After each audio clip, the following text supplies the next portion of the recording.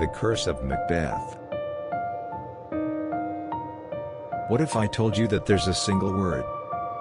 Just 4 letters. That can strike fear into the hearts of even the most seasoned theater actors? A word so dangerous that speaking it in the wrong place could bring death, injury, and disaster? That word is... well, I can't say it. But you know it as Shakespeare's darkest tragedy. Welcome to the mystery of the Scottish play. Today, we're diving deep into one of the most chilling superstitions in the entertainment world. Curse of Macbeth. And trust me, by the end of this video, you'll understand why even Hollywood's biggest stars refuse to utter that forbidden name. In theaters around the world, there's an unspoken rule that every actor, director, and crew member knows by heart. Never, ever say the name Macbeth inside a theater. Instead, they call it the Scottish play, the Bard's play, or simply that play. But this isn't just some quirky tradition. This superstition has been passed down through generations of theater professionals, and it exists for one terrifying reason.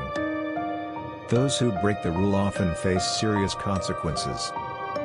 The curse is said to bring injury, illness, death, and complete disaster to any production that dares to speak the forbidden name. And the evidence? Well, that's where things get really disturbing. To understand this curse, we need to go back to 1606. When Shakespeare first wrote this bloody masterpiece. But here's where the story gets interesting and deeply unsettling. Legend has it that Shakespeare didn't just imagine the witch's incantations in his play. According to some historians, he actually consulted real witches and incorporated genuine spells and rituals into his script. The 3 weird sisters weren't just fictional characters. They were based on actual practitioners of the dark arts. But here's the kicker: the real witches were furious. They felt that Shakespeare had stolen their sacred rituals and exposed their secrets to the public. So they did what any self-respecting witch would do: curse the play for all eternity. Every time the play is performed, every time that name is spoken in a theater, the curse awakens. And the evidence suggests it's been working for over 400 years. Now, you might be thinking this is just superstitious nonsense. But the documented incidents surrounding this play are genuinely disturbing.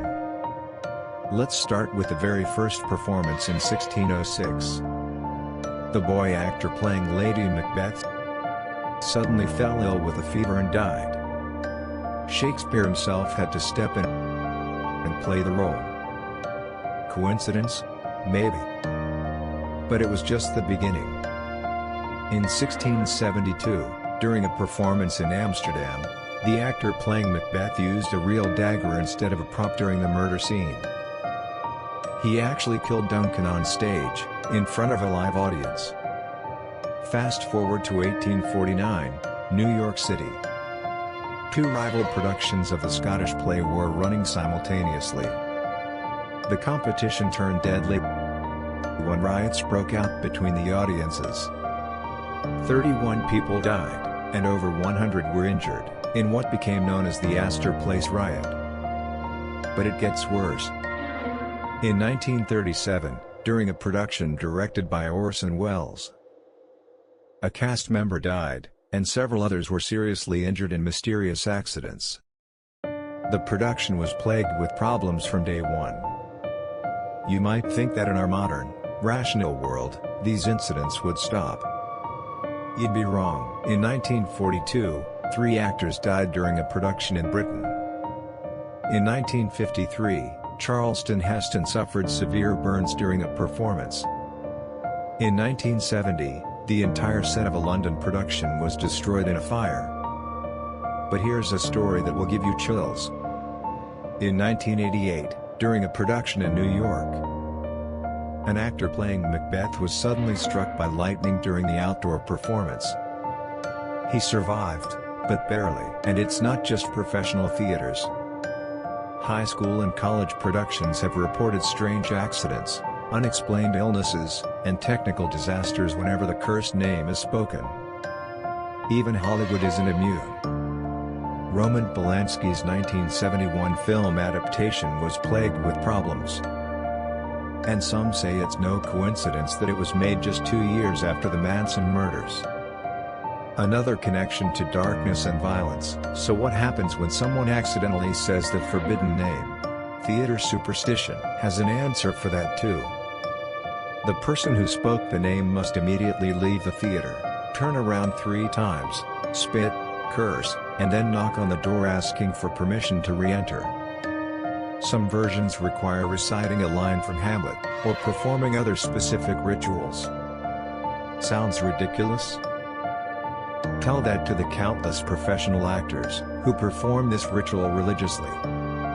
They'd rather look foolish than risk invoking the curse. Now, skeptics argue that this is all just confirmation bias, that people notice accidents more when they're looking for them, and that theater work is inherently dangerous anyway. They point out that the play involves sword fights, supernatural elements, and intense emotions, all factors that could naturally lead to more accidents. Plus, it's one of Shakespeare's most frequently performed tragedies, so statistically, more incidents would be associated with it. But here's what the skeptics can't explain. Why does this superstition persist so strongly among theater professionals? These are people who work with dangerous equipment, perform complex choreography, and handle sharp objects regularly. They're not typically superstitious about their work. Unless there's something more to this curse than mere coincidence. So what do you think? Is the curse of Macbeth real supernatural phenomenon, or just an elaborate case of collective superstition? The evidence is undeniable, hundreds of documented incidents over 4 centuries. But the explanation remains a mystery. Whether you believe in curses or not, one thing is certain: theater professionals take this seriously, and there's a reason this superstition has survived for over 400 years. The next time you're in a theater, remember, some words are too dangerous to speak. Some names carry power beyond our understanding. And sometimes, the old warnings exist for very good reasons. What do you think? Have you ever experienced something unexplained in a theater? Let me know in the comments below, but please, for everyone's safety, don't type that forbidden name. Thanks for watching, and remember, some mysteries are better left unsolved.